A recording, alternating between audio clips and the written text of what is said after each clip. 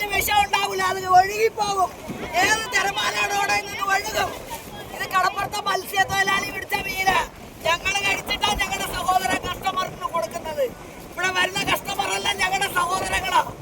അതുകൊണ്ട് ഞങ്ങൾ കൊടുക്കുന്ന മീന് ഒറിജിനൽ മീന് ഞങ്ങളുടെ സഹോദരങ്ങൾ പിടിച്ചിട്ട് വരുന്നതാ, ഞങ്ങളുടെ ഭർത്താവ് പിടിച്ചിട്ട് വരുന്നതാ.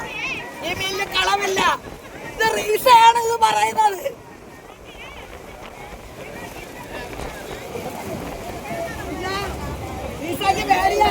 ഒരു മാസം അവിടെ പല കിടന്ന് ഓടിയെന്നറിയാം. ഡൽഹി വരെ ഓടിയിട്ടുണ്ട്. ഒരു മാസം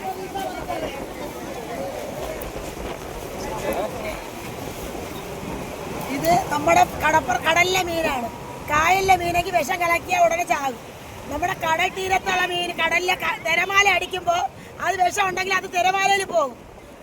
മീനൊന്നും ചാകത്തില്ല. ഞങ്ങൾ കഴിച്ചിട്ടാണ് ഞങ്ങളുടെ സഹോദര കസ്റ്റമർക്ക് കൊടുക്കുന്നത്. അവരുണ്ടെങ്കിലും ഞങ്ങളും ഉണ്ട്. എന്നാണ് ഞങ്ങൾ ജീവിക്കുന്നത്. വെറുതെ സാറുമാര് കൊല്ലാത്ത വർത്താനങ്ങൾ പറഞ്ഞ് പരത്തരുത്.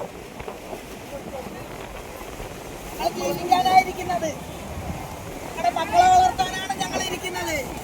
ഈ 3-4 മാസവും ഞങ്ങളുടെ ഭർത്താവന്മാര് കടലിൽ പോകത്തില്ല. ഞങ്ങൾ കഷ്ടപ്പെട്ടാണ് കഴിയേണ്ടത്. ഞങ്ങളുടെ മക്കളും ഞങ്ങൾ കഴിച്ചിട്ടാണ് കൊടുക്കുന്നത്. ഇവിടെ വരുന്ന കസ്റ്റമറിന് മീന്. അതുകൊണ്ട് ഒറിജിനൽ മീനാണ് ഇത് കൊടുക്കുന്നത്.